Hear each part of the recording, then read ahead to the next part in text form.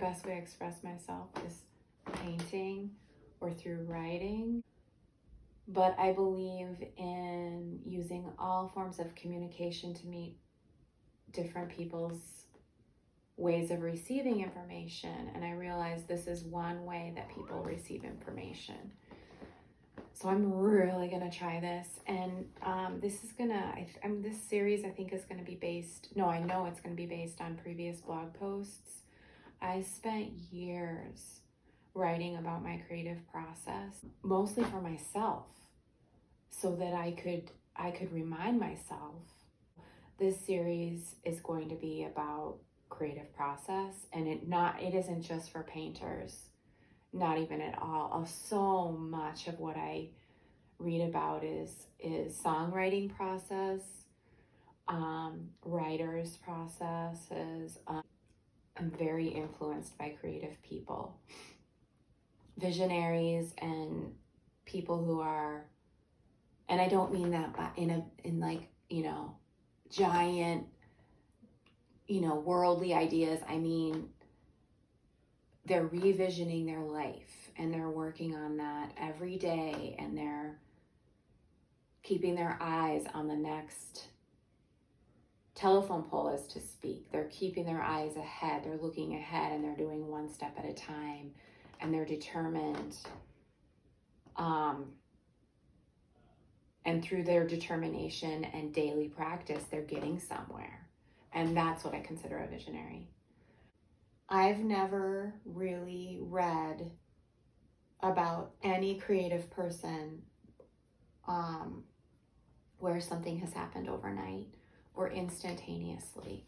It's a slow build, and we don't ever seem to hear about all the behind the scenes work that is required before we hear about someone, quote, making it or carving out a space in life for something. So today's topic is the shoulds.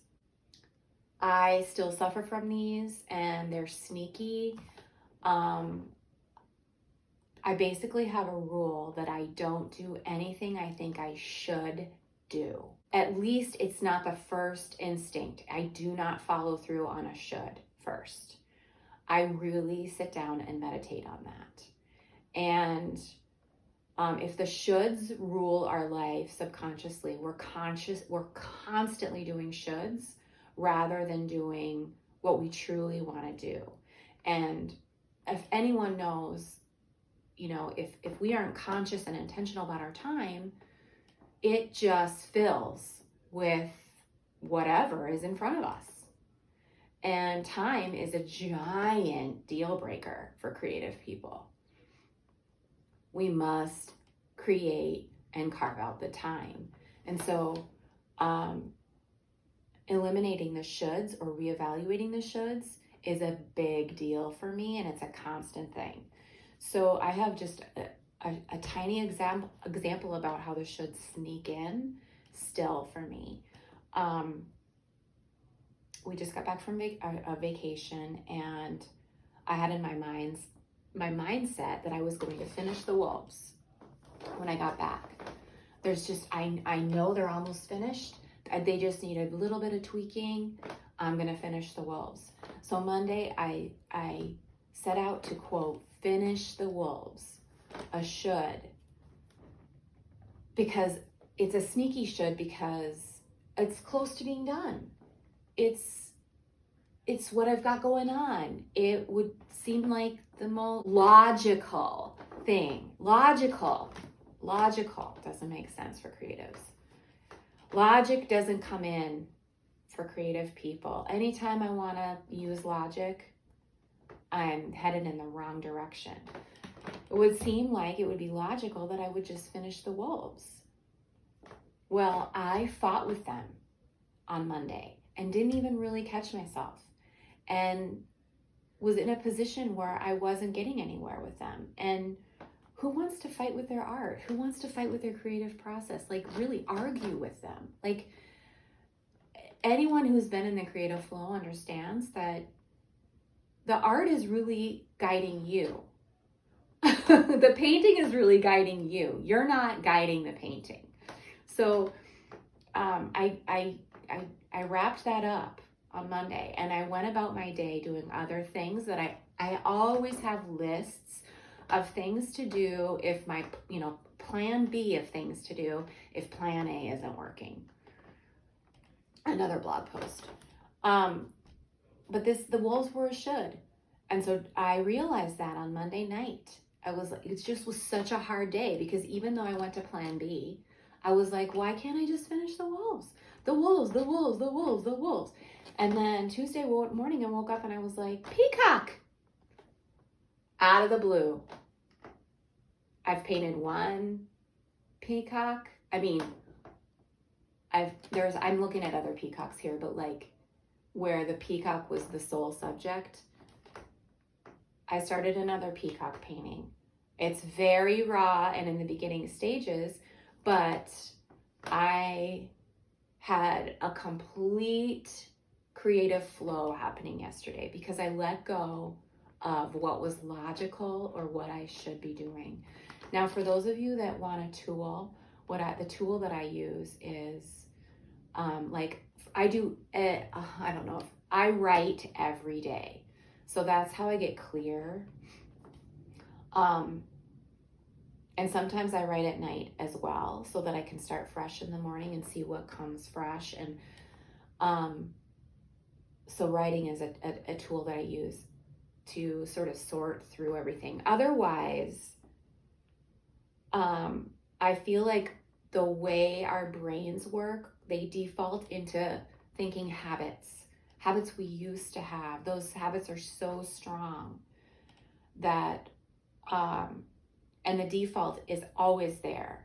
And so if I sort out my thoughts on paper, I can see maybe a different way. It's a perfect problem solving technique for me. It works 99% of the time, and I'm so not kidding. And if it doesn't work in the moment, there's an aha the next day. And I feel very fortunate that writing comes easy to me, because I know a lot of people have a difficult time sitting down to write. That's another blog post, how to do that different. If you can't sit down to write, here are some other alternatives. That's another blog post, another one of these in the series. But what I want to say about this tool is I have a tool that's very simple. It's I want to, I am required to, and I should do. And looking at your tasks or your list of things to do to the day and putting them in I want to, I'm required to, I should do. So pretty much the requireds are non-negotiable. You know, if you're a parent, parenting is something you're required to do. If you have a dentist appointment, it's a non-negotiable, right? For me, because if I cancel the dentist, I have to wait 6 more months to get in. It's so crazy. So, but you really have to be careful, because that can be a sneaky category too, because you can tell yourself that something's required. You can tell yourself that laundry is required.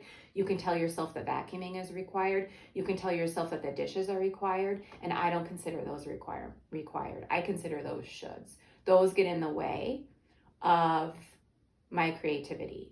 So what I do is I make I want to, I'm required to, I should do. And I do the want tos first. I start with the want tos. I incorporate the required tos around that, and then reassess the shoulds. And I want to say, if you start with the required tos, it's really hard to get to the want tos. If you do the want tos, which is so countercultural, isn't it? It's like check off all the humdrum things first and then do the fun thing, right? If you do the required tos first, your brain is in a different mindset. It's in a different mindset, and it's really hard to switch tracks. If you do the want tos first, It's really easy to move into the required twos and fill them in here and there. But once you've started with the required twos for the day, it just is a series of required twos and shoulds the rest of the day. And so, and that's why a lot of people, you know, they wake up in the morning right away. If they're writers to write, they do their songwriting, you know, everything gets their creative time is precedence over everything else. And then everything sort of falls together. The rest of the days fall together. And if you feel like you're in one of those jagged days where you're constantly just like running up against a wall, running up against a wall, running up against a wall, or it doesn't feel like it's flowing, I sit down and I make that list. Required twos, should do's, want to's. And try my darndest to believe that if I start with the want to's, the rest will work out. And that's the other thing, is having faith, which is another blog post, lots of blog posts, having faith that if you start with the want to's, there'll be enough time. Because our habitual thinking says we need to there's not enough time, so we need to get the requireds and the shoulds out of the way so that we can do the wants. Okay. But I tell you time and time again, that old habitual idea is proven wrong in my life over and over and over and over again. And yet I've been working on my creating every day for 18 years. It still sneaks in there and tells me that's the way it works. No siree. Okay, that's it for today.